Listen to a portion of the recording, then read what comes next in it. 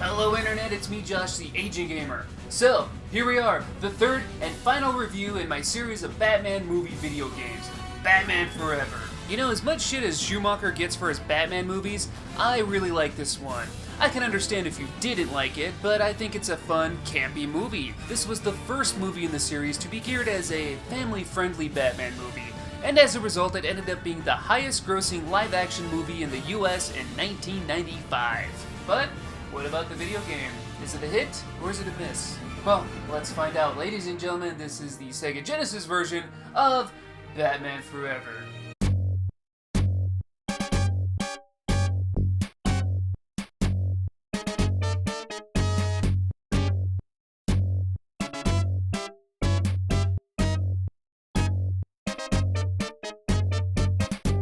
So check out those sprites. Reminds you of Mortal Kombat, huh? Well, it actually runs off the Mortal Kombat engine, but that's not necessarily a good thing. But we'll get into that later. Let's go ahead and start the game. You start off by picking between Batman or what? Who the hell is this? Is that Eminem? It's like they didn't even try.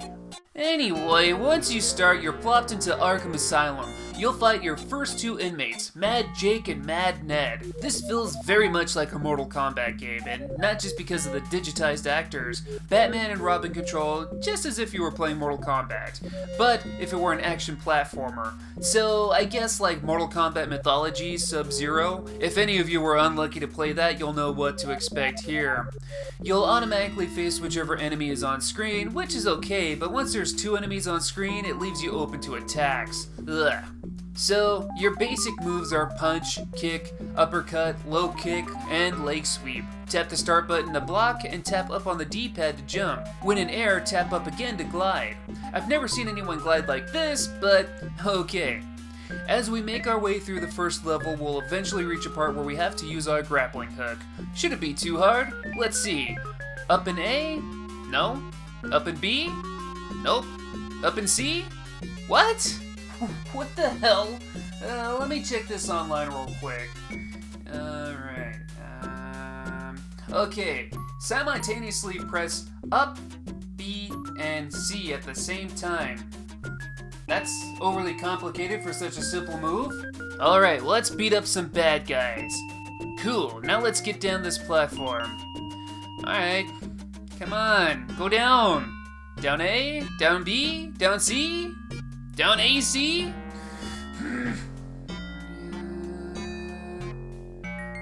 Hold down the C button and then press the down button. Oh. You know, saying these things out loud, it sounds really simple, but when you're playing the game, the controls just don't make a lot of sense. It's just more complicated than it should be. I mean, why couldn't I just double tap down on the controller? Wait, to use my Batarang, press down, forward, then the A button. Wow, they really took advantage of this Mortal Kombat engine. I gotta pull off a damn fatality just to use a weak-ass weapon. By the time I actually pull it off, the enemy is already in my face and kicking my ass. But to be fair, once you learn all the controls, you can enjoy the game at its full potential. Until you realize there is no potential.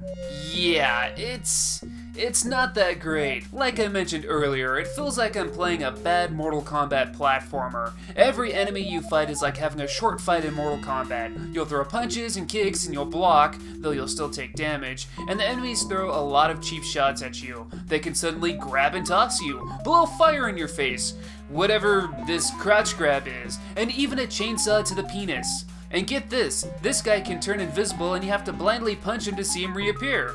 And the final time you fight Two-Face, he can actually heal himself, with no limits. What the hell? I wouldn't mind these kind of issues if the fighting mechanic was actually decent, but it's not.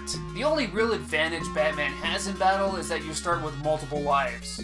But once those lives run out, it's an automatic game over. No continues or anything like that, you have to start from the very beginning again. That's terrible. And to make it worse, not only are the fighting mechanics awful, but so are the levels themselves. You'll get some levels that are just heading right, but then there's these big ones like the warehouse where you have to do flippy-doos around the whole level, getting to different sections so you can defeat all the enemies because that's the only way to advance. But getting around sucks. You're supposed to automatically grapple onto these doohickeys, but it only does it some of the time. Ugh. I don't mean to sound so harsh about the game, but it just doesn't do anything right. I don't think you can even beat the game without cheating. Speaking of which, there is a cheat code that takes you to a level select, and you can also turn on or off one-hit kills. This is the only way I was able to see the ending. So, after you defeat Two-Face, you'll get to fight a giant Riddler. Then after him, regular Riddler. Defeat him, save Chase Meridian, and the game is complete. Want to see that epic ending to this game?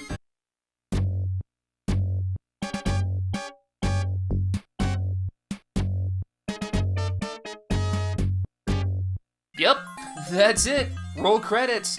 That's the laziest ending to a game I've ever seen. There's terrible NES games with better finales. So yeah, overall rating, good or bad, absolutely awful. But, to be fair, I'm going to try and point out some of the good things in this game. Well, some of the digitized sprites aren't that bad. I mean, a lot of them look like they got their costumes off a parody porn set, but some like Riddler and Two-Face look pretty good. Hell, instead of just mirroring a lot of Two-Face's sprites, they actually gave him different facing left and facing right sprites to properly show off his two sides. Big Riddle is a dumb concept, but it seems to work here. I think it's great. I also think it's cool that there's riddles in the game that you can solve. It's just a shame that the game is so bad, I have no desire to actually solve any. Overall, it feels like Acclaim put too much focus on the style and not enough in the substance. I can't stress enough how much I don't like the game. It is probably one of the worst Sega Genesis games I've ever played. But with that said, that's the end of my Batman movie video game reviews. What do you guys think? What was your favorite Batman game? What was your least favorite Batman game? Did you agree or disagree with my reviews? Let me know in the comments below. I thank you guys for watching. Like, subscribe, all that good stuff. And until next time, I'll see you guys later.